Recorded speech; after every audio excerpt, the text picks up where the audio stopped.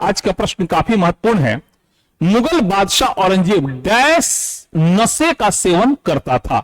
मुगल बादशाह औरंगजेब डैश नशा मतलब किस नशे का सेवन करता था? ऑप्शन ए है शराब, बी है अफीम, सी है तंबाकू और डी है कोई भी नशा नहीं करता था। तो इस सवाल का जवाब जानने से पहले, जैसा कि आप जानते हैं कि हम आपको एक सवाल के जरिए छोड़ के जाते हैं जिसका जवाब आपको कमेंट में देना होता है। तो आज का सवाल है, चंद्रगुप्त मौर्य किस पद्धति से अपने प्राण को त्यागे थे? चंद्रगुप्त मौर्य अपना प्राण किस पद्धति से त्यागा था? जरूर कमेंट में जवाब दीजिएगा। अच्छा लगता है कि आप लोग भी सीरियस हैं। चलिए तो आते हैं, मुगल बादशाह औरंगजेब डैश नशे का, तो कोई भी नशा नहीं करता था। मुगल बादशाह में इकलौता औरंगजेब ऐसा शासक था जो किसी भी प्रकार का कोई नशा नहीं करता था। जबकि मुगल वंश के संस्थापक अगर बाबर की बात करें, है ना, तो वह शराब और अफीम से बने माजून, जो एक प्रकार का नशीला मिश्रण होता था, उसका वो शौकीन था।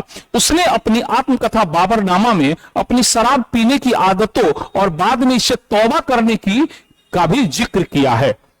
ठीक है, तो इस तरह बाबर के बारे में पूछा जाए तो आप कह सकते हो वो अफीम का सेवन करता था और शराब का भी सेवन करता था।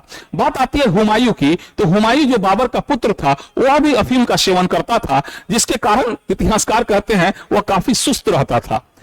हुमायूं का बेटा था अकबर, और अकबर के बारे में यह जानकारी ध्यान दीजिएगा। अकबर शुरुआती समय में शराब का सेवन करता था, लेकिन बाद में उसने इसे छोड़ दिया और कथित तौर पर भांग खाने लगा। फिर कुछ दिन बाद उसने तंबाकू और हुक्का पीने का शौकीन हो गया। तो सवाल परीक्षा में पूछता है तो आप तंबाकू के सेवन जवाब दीजिएगा। अकबर तंबाकू का मेनली शौकीन था। भारत में अगर तंबाकू की बात करें तो भारत में तंबाकू का प्रचलन उसी के शासनकाल के अंत में शुरू हुआ था। अकबर के शासनकाल के दौरान गुजरात क्षेत्र में सबसे पहले तंबाकू की खेती शुरू हुई थी। माना जाता है पुर्तगाली व्यापारियों द्वारा तंबाकू को 16वीं या 17वीं शताब्दी की शुरुआत में भारत में लाया गया था। इसके अलावा अगर हम बात करें तो जहांगीर, जैसा कि आप जानते हैं जहांगीर अकबर का बेटा था और यह काफी नशेड़ी शासकों में से एक था।